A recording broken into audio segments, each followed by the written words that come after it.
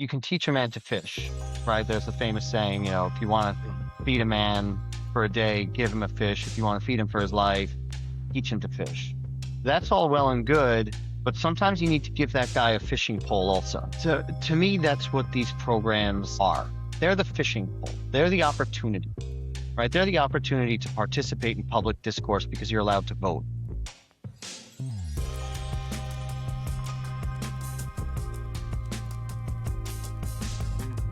What's up, y'all? Welcome back to the Before You Speak podcast, where we thoughtfully deep dive into topics that we believe are relevant for the times we're living in right now. But before we do that, I'm your host, Derek Peterson. And as always, I'm going to start by processing the fire hose of my news feed with this guy over somewhere here. Up, down, What's up, left, everybody? right. Check out that new intro. I like it. I am Elwin, and this week the fire hose of my news feed is just shut off as I wait for positive news about Lindsey Graham and his career and legacy. It is not overflowing with he was a great senator, great man, what a guy. It is the tears that are shed for Lindsey Graham are non-existent and dry. Are only the male escorts that were making a living on him in DC.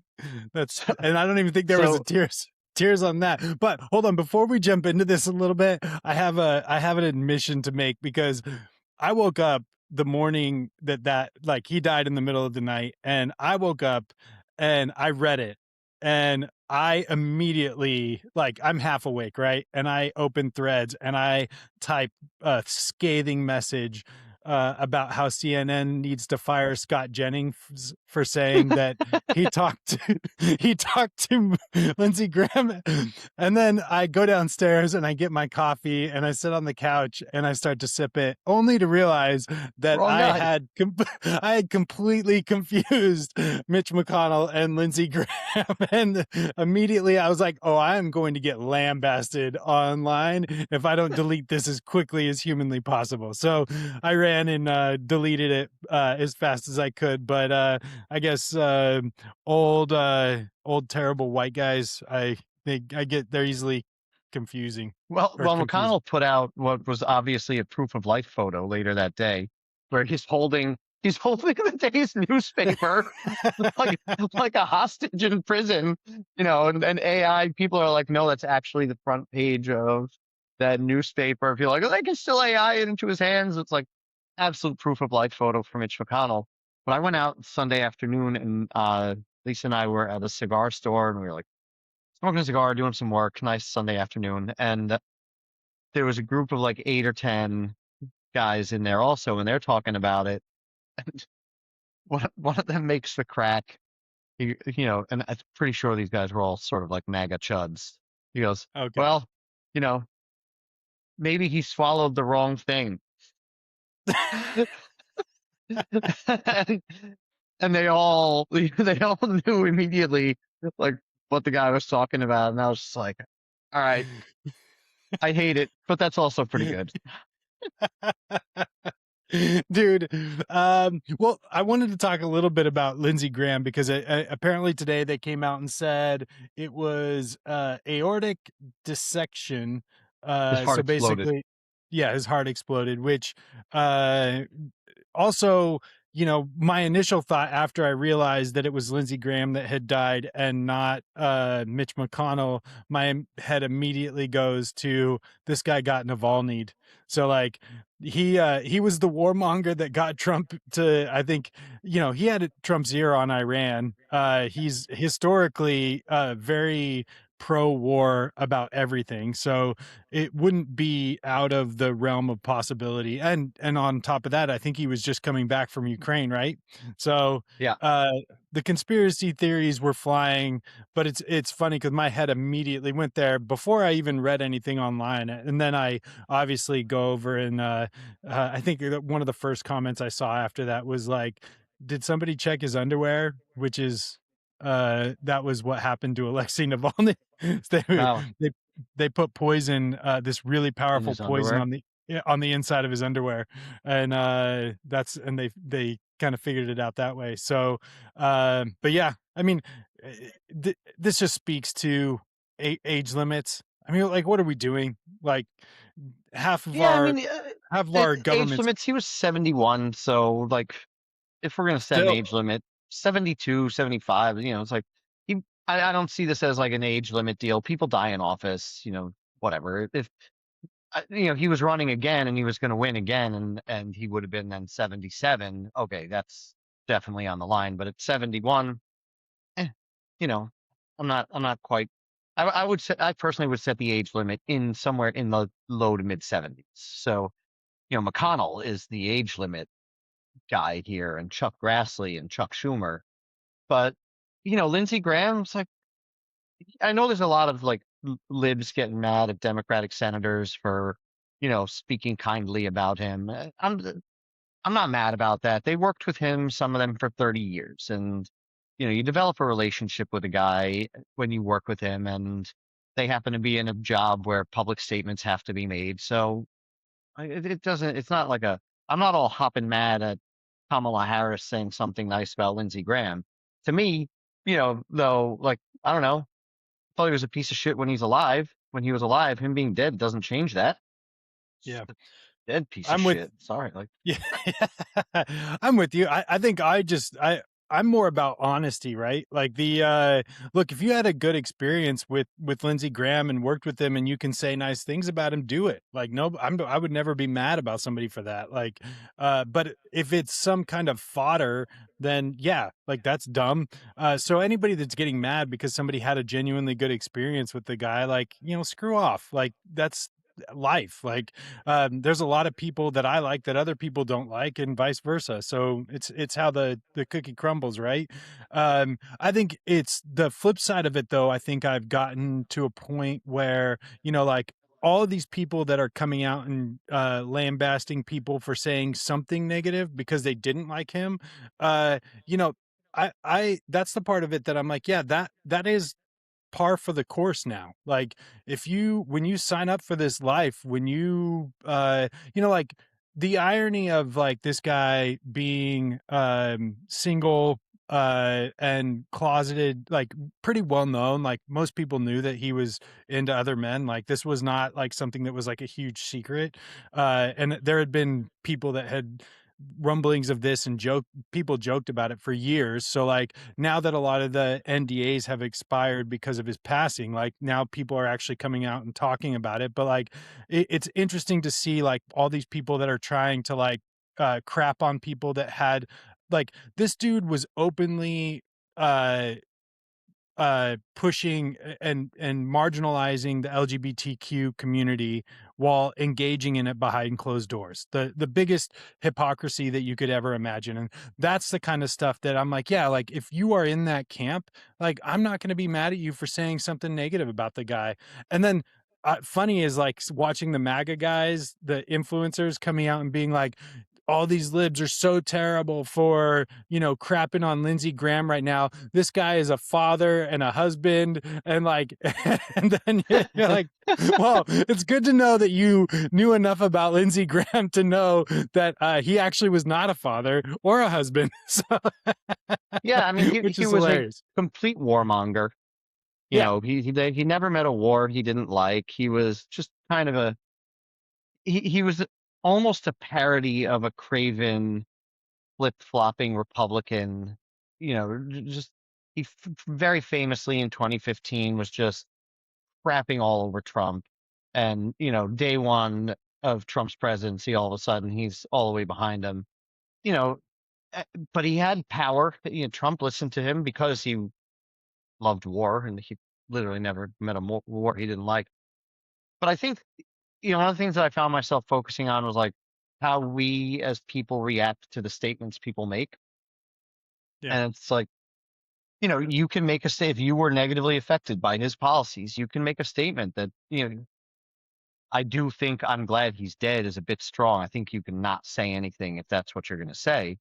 But, Agreed. you can say, hey, Lindsey Graham's legacy, here's how it affected me, and if you worked with him and he was a colleague for 30 years, you can say he was a colleague that I knew for 30 years. And, you grow used to people, whether you like them or not. It's okay to to miss them, and it's okay for us as, the electorate and people who are reading this stuff online to just be like, yeah, you know what, the Bidens are probably going to say something nice about Lindsey Graham, and Yeah. that doesn't make them assholes or traitors to the cause. It just makes them decent human beings, because the alternative is like what Donald Trump did after Robert Mueller died, which was like, I'm glad he literally said, I'm glad he's dead. Right. And So he did the same thing with the movie producer, right? yeah, What's Rob his name? Reiner.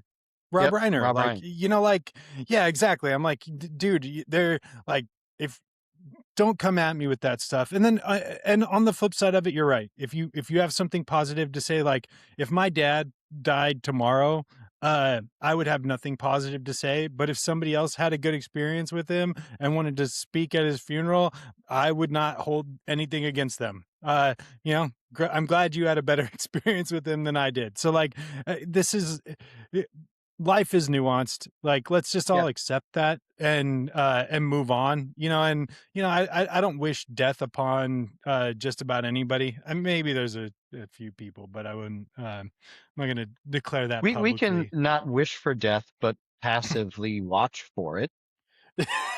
That's a great way to put that. Hopefully anticipate it. Did you see that video of the ICE officer dragging a body out of a car where apparently his daughter in bluey pajamas was in the back seat? Dude, how are we here? Well, you also had the guy in Houston last week. So now Right. we've now got two murders by ICE again. So ICE is back on the killing rampage. Now, the guy in Houston was applying for legal status. He had been here for 35 years, had a family. The guy in Maine, I believe, had a social security number, had some sort of legal status. And yeah, obviously father, because his 3-year-old was in the car with him. In both cases, the story is the same. ICE says that they were trying to ram that the victims were trying to ram ICE vehicles with their car. The video in Houston shows that conclusively not to be true. They're not wearing body cameras. They're just saying we shot because I think in the one in Maine, they said we feared for public safety. They didn't even say they feared for officer safety. They feared for public safety. Uh, you know, and there is no accountability. There will be no accountability. It's just murder. But I think Yeah. people are starting to see it more. Like, I think it'll be interesting to watch. We talk a lot about Maine around here, but like the Yeah. next day, this happened Sunday. On Yeah. Monday, there were, pretty big marches to Susan Collins' office because she voted for that additional 70 billion in funding, which you would think would supply the body cameras for these folks, right? But instead, they're Yeah. blaming Democrat shutdowns, which, guys, you got 70 billion extra dollars to put on your fucking body cameras. It's obviously an organizational decision. So how did we get here? Uh, we got here by not recognizing that people were asking for an inch with the intention to take a mile. Yeah. Yeah. It's just, it's hard because like the we live in such an odd time where you can literally, and maybe I'm wrong, maybe this is just all of time, this is just human nature, and like people believe what they believe and distort facts and distort experiences to benefit their own narrative, which may be the case, but it's just so weird to see how different the algorithms, like where they take us, where people like the stances people take on the opposite side when like but then when you see it from the angles that probably we're looking at that are relatively similar, it's like, man, we're walking ourselves, we are funding our own surveillance state. We're with taxpayer dollars, we're putting soldiers on the ground and cameras in the air to surveil us, which ironically is the very thing that Republicans and MAGA were vehemently opposed. And they have somehow twisted themselves into a pretzel and been like, this is what we want. So I'm like, Yeah, I don't know how to get, I don't know how I, like there's a level of maybe, I don't want to say stupidity, but like ignorance or lack of information that you can't even argue with. yeah, but I think, like in the case of surveillance state, limited to that for a second, there's just this stew of like fear and reaction to bad policy. In the case of immigration, immigration policy was bad, and fear and rage bait and being led down a path by people who know how to lead with that stuff. And then tied to tied directly to well, if you're not doing anything wrong, you don't have anything to worry about, right? This idea that the surveillance state only captures it only matters if it's capturing someone who's done something wrong. That if you're not doing anything wrong, well, what do you have to fear from a surveillance state? Like, that's just such a limited, myopic view of what a surveillance state can do to you. It's like, I haven't done anything wrong, but I don't want flock cameras in my neighborhood. That's what freedom is. Like that, like when we talk about freedom and America 250 and all this stuff, and I agree with you. I don't understand how MAGA and Republicans wind up on the wrong side of this, Yeah. right? You know, that I've never squared the circle on. But to me, freedom is the idea that you can go somewhere without being surveilled. That's like a very, very basic form of freedom, that you can say what you want without the government tracking what you say, that you can have sexual preferences that are yours and yours alone without the Mhm. government being concerned about that. You know, and it has flipped now on its head, but I think it's always been like this. Whenever there's some sort of anti-crime, so it's not going to affect me because I'm not doing anything wrong, right? Yeah. It's going to get these people who I'm scared of, or this activity that frightens me, and stop it. So I'm willing to chip away at my own civil liberties because they happen to be civil liberties that I'm not really using that much, right? Yeah. That I don't care about that much. But that's only true until it's not, and that I Exactly. think is the problem. Well, I was introduced to flock cameras because I was watching a news article about this woman that was they were trying to arrest her for stealing packages off of people's doors in Colorado, and these flock cameras had captured her car, and the on the at the similar times down the pathway or down the same streets that these boxes were stolen. Well, this woman vehemently is fighting them, and she has all this video evidence of her going back to her house, and the cops showed up, and they wanted they had no interest in her evidence. They weren't looking at it, nothing. So she ended up having to go to court, and then they found out from their ring cameras at her house and ring cameras at that it was actually a different woman that looked similar to her, and she was finally released. But this is after a 3-week legal battle, like relatively short because it got, but like, yeah, dude, this doesn't come without mistakes as well. So like we're even for guys like us, like we're potentially walking all it takes is a wrong place, wrong time situation, and your life could be fucked up for a while. Yeah, then the thing, I think we talked about this in the qualified immunity episode. Like, the both these guys that were killed, were ICE has admitted that they were not the people, they were not the subjects of the investigation and not who they were going after. And we've just empowered law enforcement so to such a great degree that when law enforcement of any stripe kills someone, we we seek to justify. Too many of us seek to justify rather than just say, no, that is the absolute opposite of any desired result. There's no desired result in either of these cases that has anything to do with immigration enforcement or ICE that winds up with these people dead. There's no reason for it. It's murder. They weren't career criminals. They weren't like rapists or murderers that had been let out of jail. They weren't the subject of the investigation. They weren't a threat to the officer, right? And they wind up dead, and that happens a lot.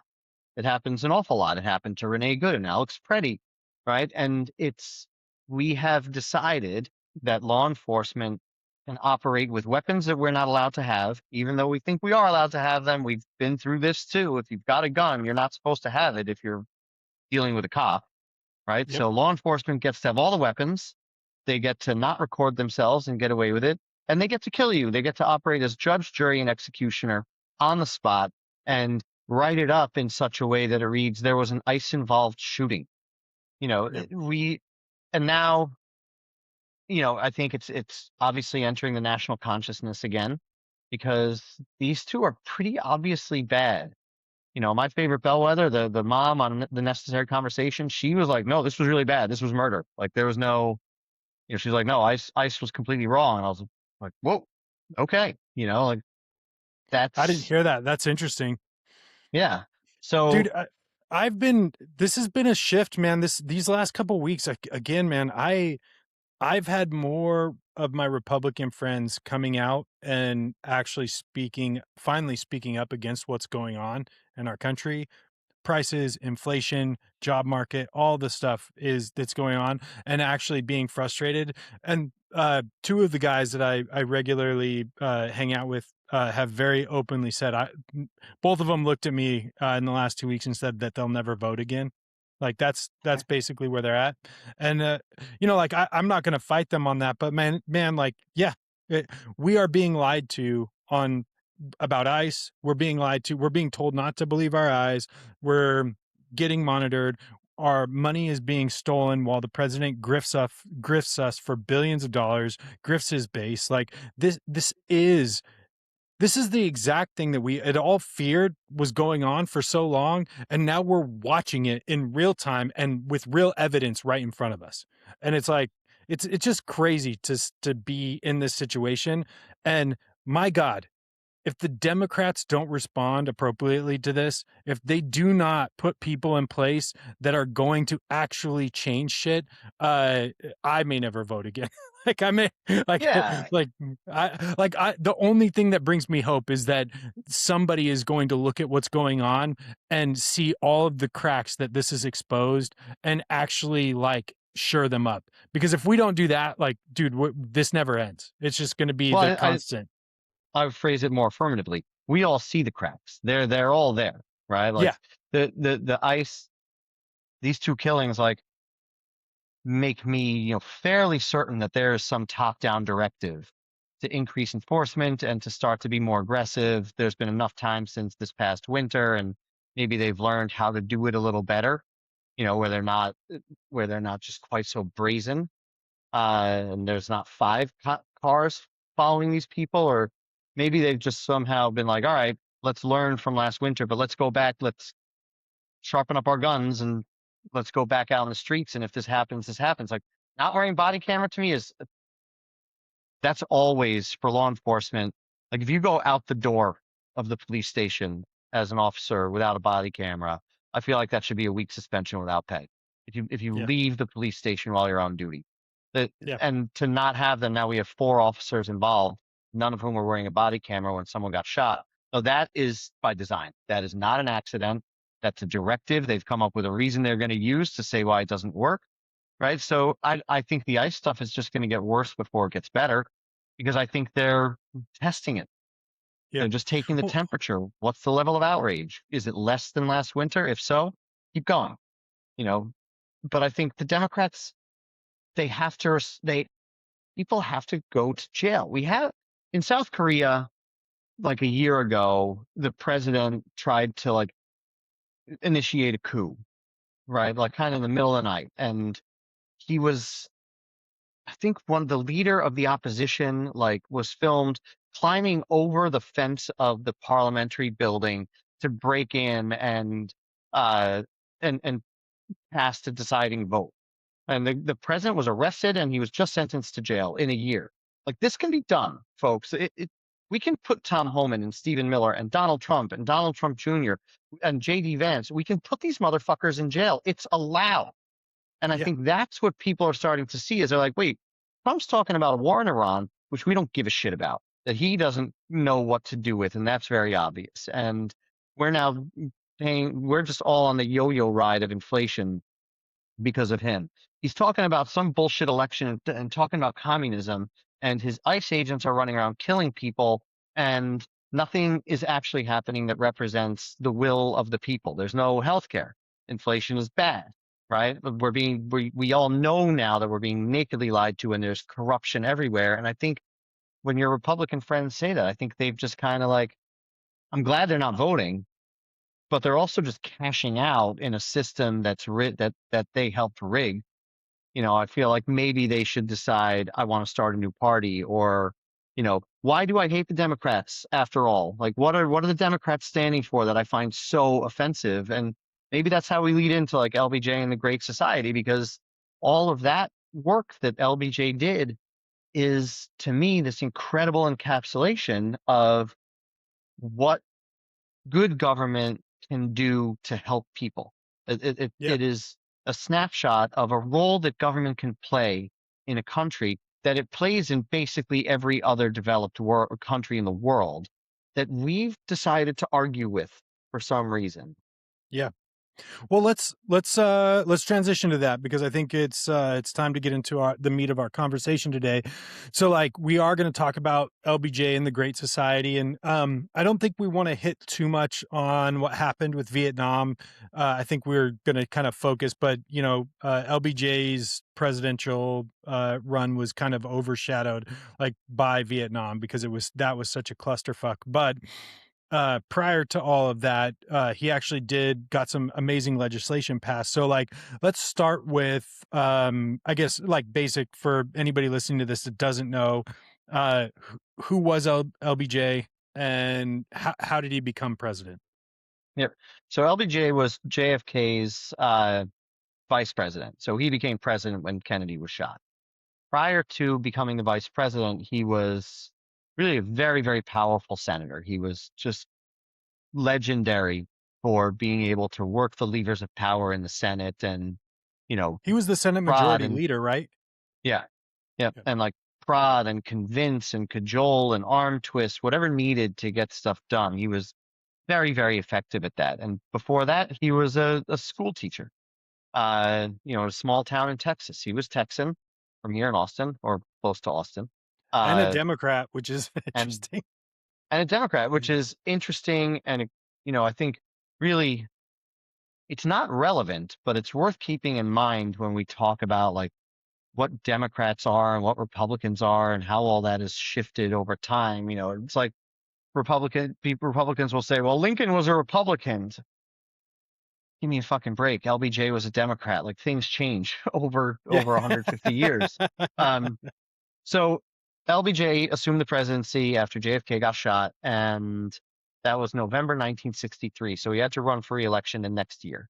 And he, you know, immediately assumed the mantle of some of JFK's domestic policies, but it wasn't that he just sort of continued what JFK started. He had a a real sort of theory or belief that at that point in time, at that moment in time, Americans should be the American government should be working to make America even better. That one guy, we listened to the same podcast. I don't know if you got to the last part where it's a round table, and LBJ is kind of an extension of New Deal Democrats under FDR.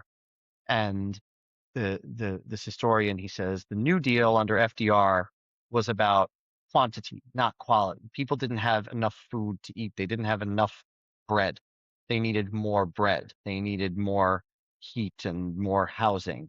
Uh, Under LBJ, the Great Society was about quality. It was about the quality of life that people can access, that people have in the United States at a time when the United States was confident and wealthy and powerful in the early to mid 60s.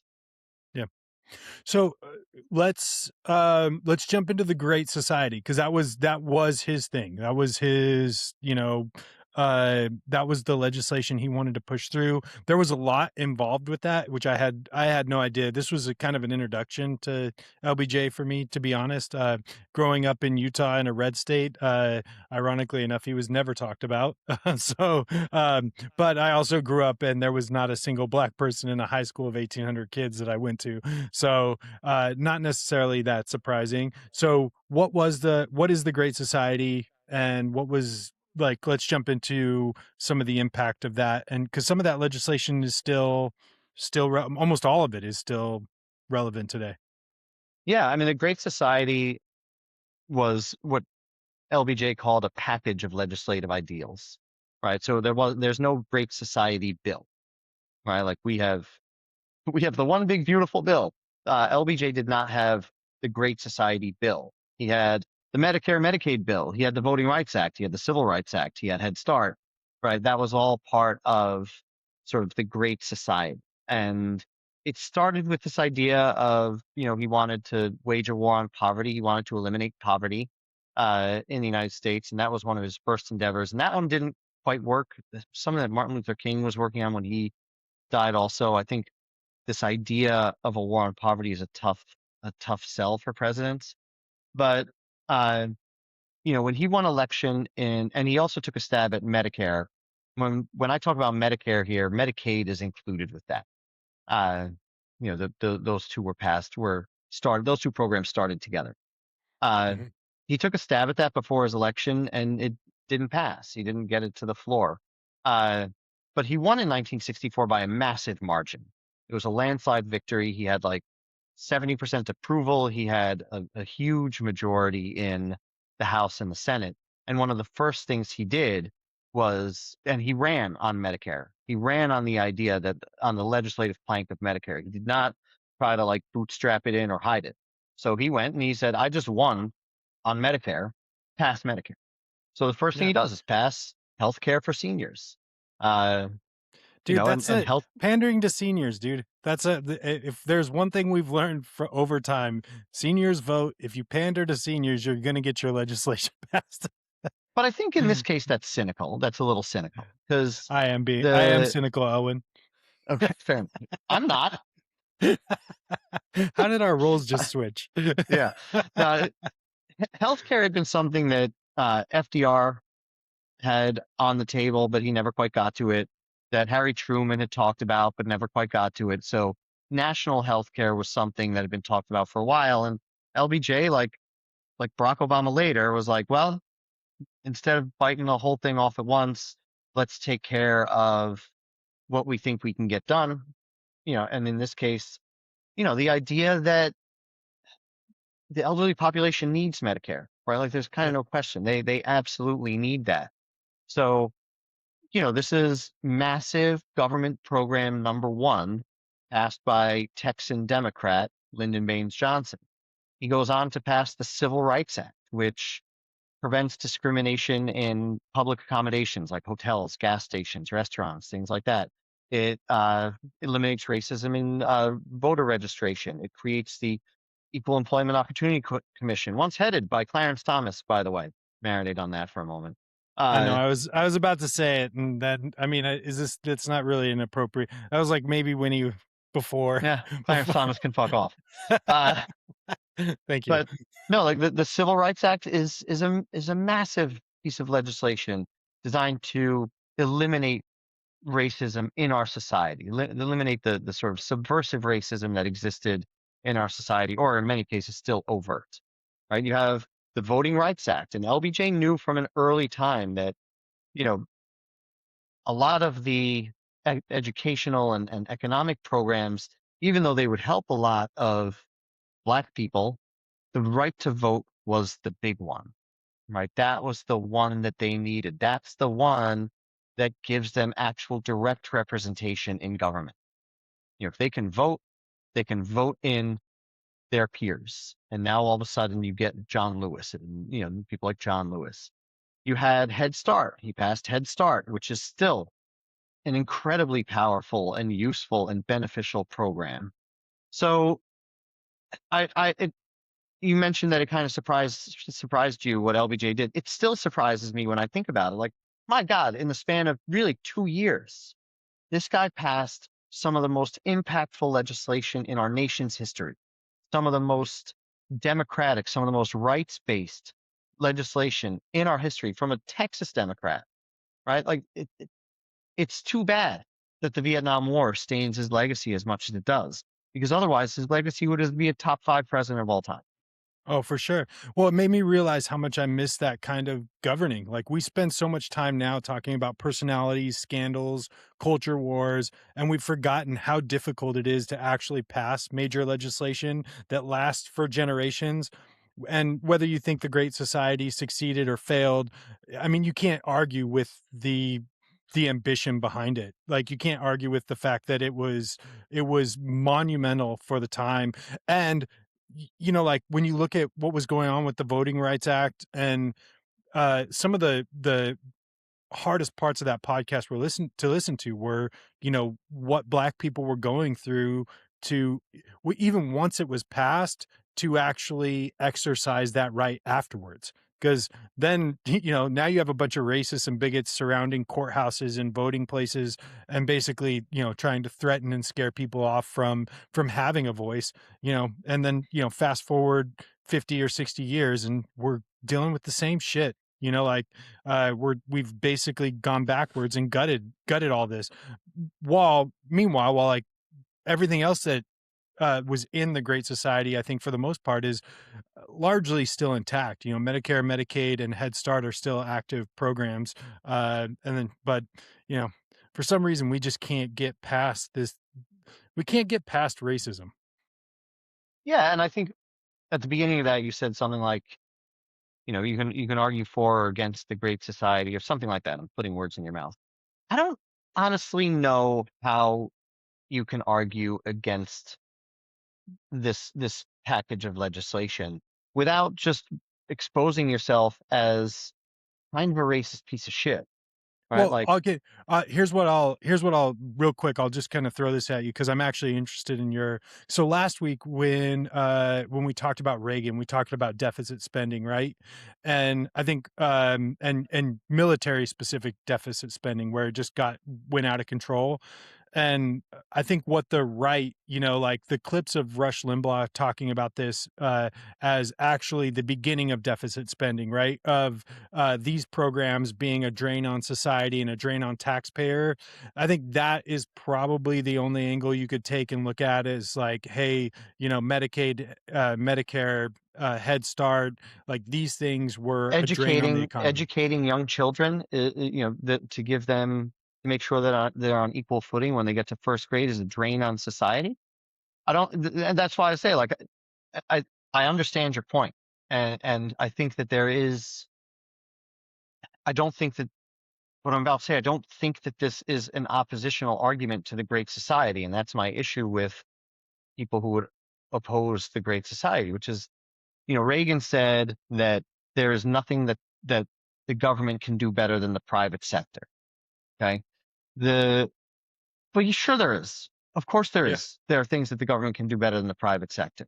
Right now, that cuts both ways. There are a ton of things that the private sector does better than government. And the balance between what government is better at and what responsibilities and roles government should bear versus what we, say, no, private industry and the business and capitalism is better at doing this. That's an ongoing debate, and where that line is drawn shifts all the time, and that's a healthy debate. But, you can't tell me that somehow, how is private industry going to do education better, right? They're not. They're not, because they want to make money off of it, right? Mhm. How is private industry going to do health insurance better? God, we know that they don't do it better, right? Yeah. It's the Well, easiest. we That have was the easiest thing in the world. Yeah, that's the hard part about a lot of this stuff is, I mean, look, we just celebrated the country's 250th birthday.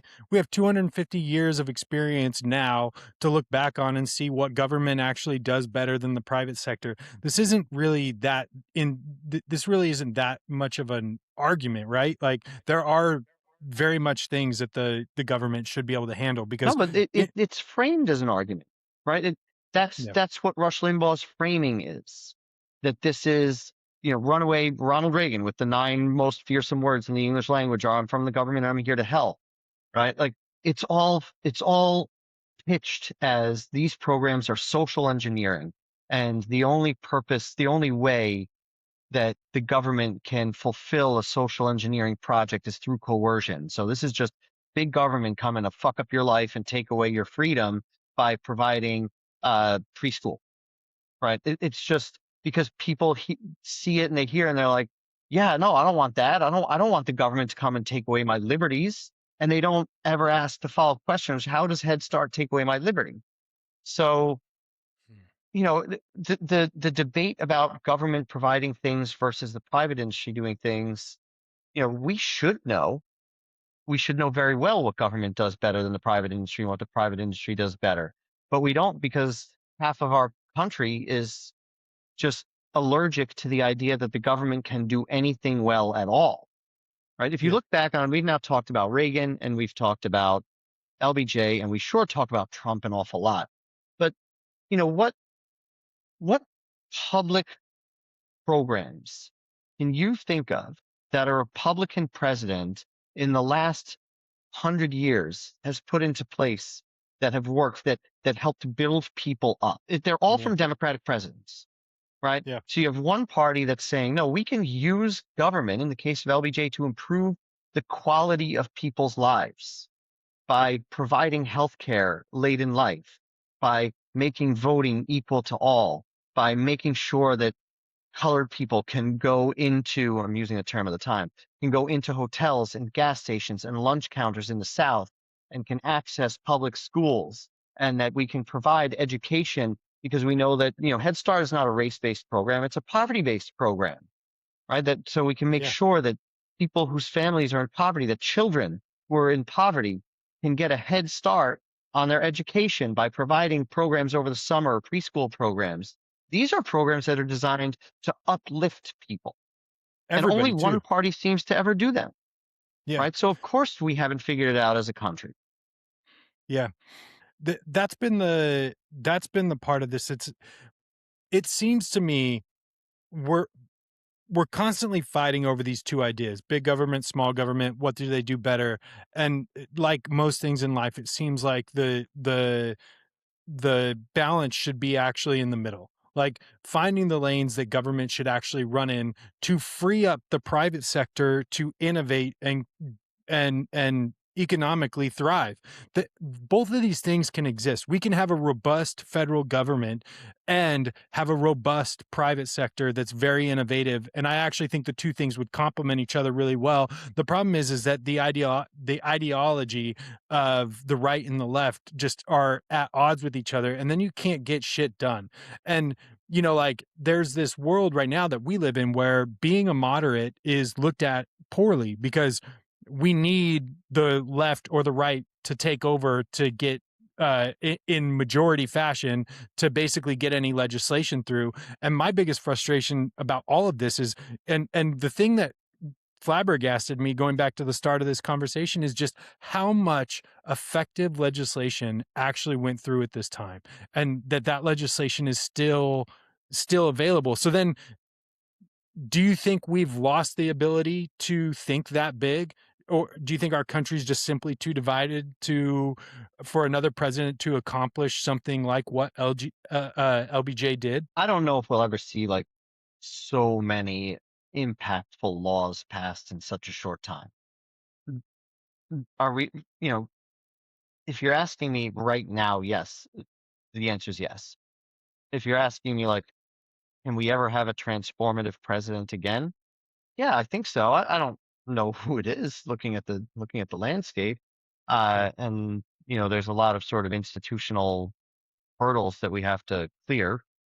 Cough, Supreme Court, cough, cough. Uh, you know, the but By the sure, way, did you see that the Supreme Court was actually in front of Congress, I believe today, yes, requesting a bunch of money to increase their security because which they've made enough, they've made the majority of our country angry enough that I'm sure that they're all getting, death threats and different yeah, things like that. So, yeah, and it wasn't Alito. It was I think Amy Coney Barrett and and Sotomayor or Elena Kagan. yes, it was Um, Kagan, and I think it was Kagan.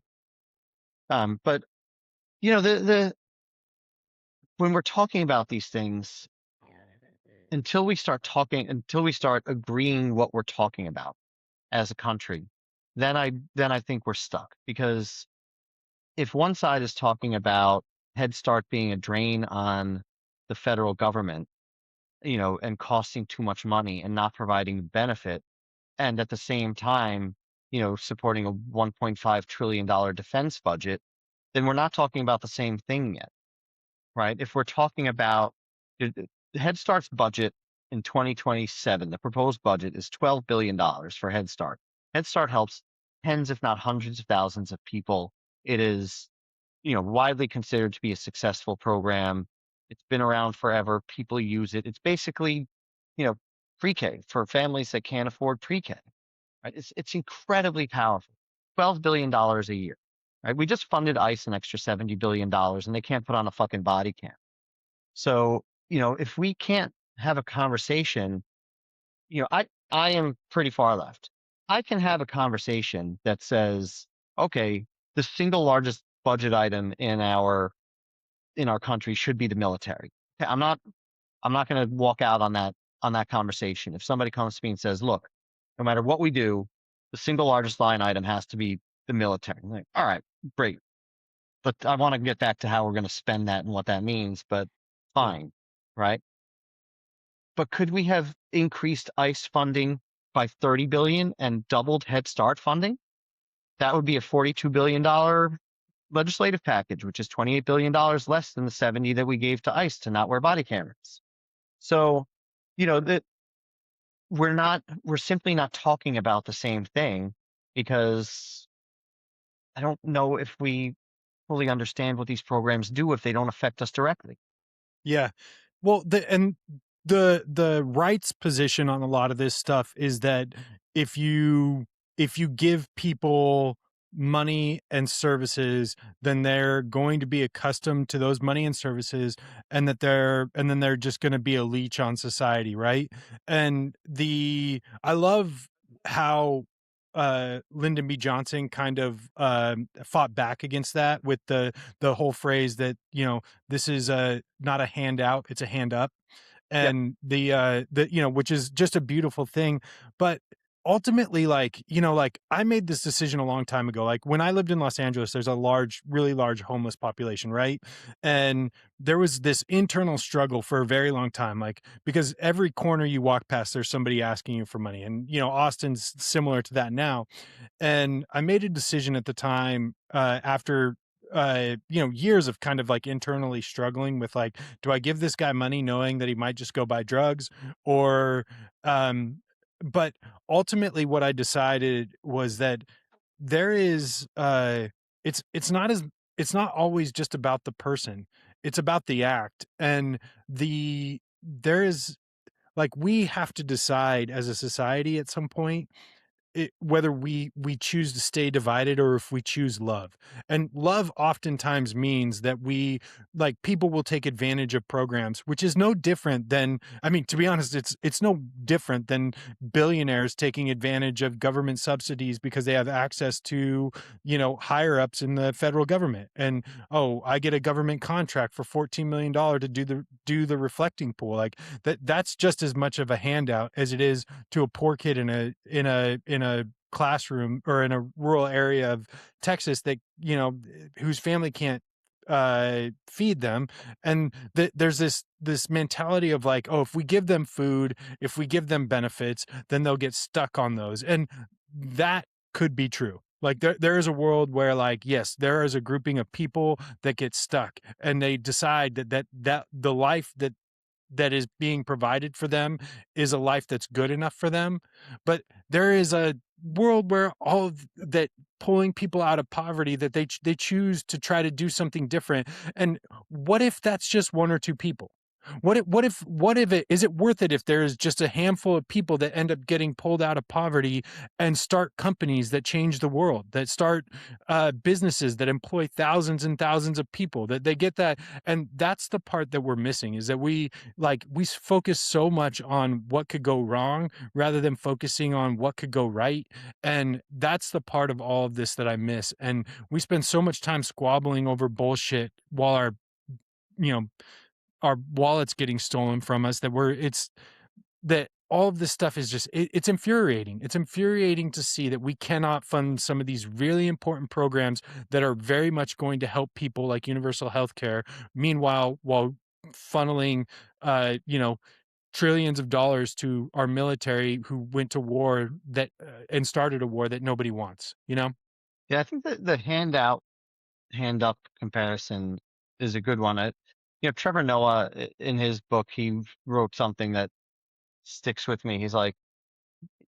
He says, you can teach a man to fish, right? There's a famous saying, if you want to Mhm. feed a man for a day, give him a fish. If you want to feed him for his life, teach him to fish. That's all well and good, but sometimes you need to give that guy a fishing pole also, Yeah. right? So to me, that's what these programs are. They're the fishing pole. They're the opportunity, right? They're the opportunity to participate in public discourse because you're allowed to vote. They're the opportunity to get a head start on your education because there's a government program that subsidizes that and helps you do that. They're the opportunity to eat at the same restaurants as everybody else. They're the opportunity to live late in life and not have to worry about going bankrupt for healthcare because your wife or your husband gets sick. They're all the hand up. They're all the fishing pole, the proverbial fishing pole.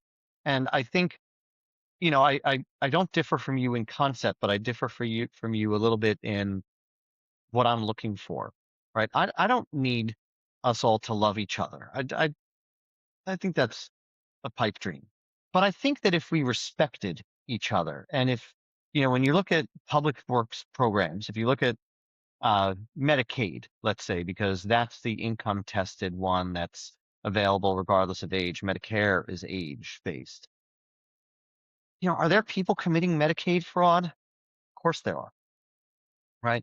It's foolish to say that there aren't. But the question is, do you believe for the most part, the question to me is, do you believe for the most part that people would rather support themselves or rely upon an administrative state to support them? And I believe that they would rather support themselves. Most people would rather support themselves, and they just might need some help. And I think that if you can come down on the other side of that, in which case I have just sort of a fundamental moral disagreement. If you're like, no, people who have found themselves needing public benefits are by definition losers, and sucking off the teat of the government. I fundamentally we're not starting in the same place at all. Yeah. But if you can start from a place of like, I don't know how they got there. I have no idea how they got there. And maybe they are shitbags, right? But maybe they're not. And more often than not, and I worked at legal services, I helped people with unemployment and social security disability and Medicare accessibility and public housing. And I can tell you, of course, I saw people who were taking advantage of the system and gaming the system. But mostly I saw people who were trying to figure out how to get by. And if they could be elevated above the level where they needed the government assistance, then that is a good bet. And the bet might lose. They might fall back below that level. They might simply not have it in them. Okay. But I believe that that's a good bet every single time. And it's a bet worth making on people more and more and more. I would make that bet on an individual many times before I completely gave up on that individual because the smallest win is someone who is now on their own and living free in what I think is the greatest and richest country in the world, free to get married, free to have children, free to sit at home in their own apartment and watch TV all Sunday. That's the smallest win. The biggest win is you have a family. The bigger win is you have somebody who starts a business or goes to work and rises up to become mid-manager, mid-level manager. The even bigger wins are they start a successful company, right? Like Yeah. the, we lose as a society by not making that bet, right? The bet on an individual basis, bet by bet, of course we lose, but in the aggregate we win, and we win because if you hit it, you're hitting 1,000 to 1 odds, Yeah. right? And that I think that's how I look at sort of this issue. So yes, we should be funding Head Start, right? More than we are. And Yeah. we don't have to take away all the military spending in order to do it, right? And I think that's just a smart bet for society. I 1,000% agree, and I think we can kind of wrap this part of the conversation up first after this. But there was so in the mid 2000s, I was very involved in a church in Los Angeles, and this church was I loved it because everybody that went to this church had moved to Los Angeles from like the middle of the country. Everybody was from like Ohio and Utah, and Nebraska, and like all these weird places. And so when you get this collection of people that grew up in churches in the middle of America and then they all moved to Los Angeles, most of them are pissed off and skeptical, but they still believe. Like there's still this kind of draw to a higher power or something else. And so through that process, I ended up connecting with some of the people in the church that were going on a missions trip to Kenya. And I had always kind of had a heart for some reason, Kenya. And so when they announced that they were doing this, I was like, maybe I'll go. So like I ended up going, everything works out. And I'll never forget this because when we got there, we we were there to obviously tell people about Jesus. That's the point of a mission trip, Elwin, in case you didn't know. I Uh, I'm aware. I don't know. To I don't know. to spread the glory of Jesus throughout the world for Throughout all the the world. good it's done the rest of us. Which but the best and this is changed a lot for me because we got there and then the woman that so we were meeting kids from a slum in Kibera. And Kibera is this giant, it looks like a garbage heap essentially, in the middle of Kenya where I think more than 1 million people live. And it's disgusting. And, you know, they poop and wash their hands in the same water and wash their clothes and dishes, and there's disease and kids. So we do this camp and there's like probably 100 to 200 kids at this camp. And the woman that was helping us orchestrate all of this, she was a wealthier woman in Kenya, and she owned a big property. So what we would do is we would actually go get the kids out of Kibera. So we would take them out of the slums and bring them to this big property. So we would bus them in and then they would hang out. And the first thing that we would do is feed them. And she sat us down the day we got there and she said, a lot of these kids haven't eaten for weeks, and that none of these kids will open up or listen to a word you have to say unless they can actually pay attention for long enough for you to do that. A lot of them are tired, they're hungry, they're in survival mode. And dude, we I don't think we had like a serious conversation with anybody about like sharing the gospel of, you know, what we believed at the time. But the joy of just feeding these kids and actually seeing them, for like some of these kids for the first time were getting 2 meals a day, and hadn't had a meal like with any consistency for years. And just that alone, from the beginning of the week to the end of the week, they were like different humans. And it was insane to watch. And so programs that feed children work. Like when children are hungry, they can't learn. Like basic needs have to be met for progress to be made. And this is not a debatable thing. This is just a fact. If somebody is hungry and hasn't eaten for days, they can't think straight. And especially when they're a child. And so there are things in place that have to be in place if we want to see our society continue to move forward. And the fact that people are cutting these kinds of programs and calling them you know, handouts is infuriating, because if you haven't actually seen it and experienced it in real life, you know that like, yeah, food, water, and shelter like are critical. And if you don't have them, you're in survival mode and you likely won't get out of it until you do have them consistently. And so, you know, I think we can probably thank you for like, I was stoked to see some of the stuff that LBJ passed. The Head Start program also provided food for those kids, which was in the morning. Like just so much of this stuff was done right at the start. And I think that's what I took away from like learning about all this week, and it was cool. I didn't know much about it, and this was a fun one to do some research on. So uh so who are we telling to shut the fuck up this week? Shut the fuck up, Lindsey Graham. I'm done. All I'm actually done. right. That's it. Just shut the fuck up, Lindsey Graham. Dude, have you seen the threads and Twitter accounts of Lindsey Graham and Mitch McConnell's ghosts? No. Oh, dude, they're on a tear at the moment. So that's they're borderline cringe, but also hilarious. So if you haven't looked them up, is that really I will. That's really it. Just shut the fuck up, Lindsey Graham, forever. Goodbye. That's amazing. Well, this might be your best one yet. Well, so what are we talking about next week, Owen? Do we want to do surveillance state? I think it might be yes we do. Surveillance pricing, surveillance state, all that kind of the surveillance world. You know that's going to put us on the radar, right? Probably. Yeah, one of us is going to end up in jail in the next 2 weeks. Yeah.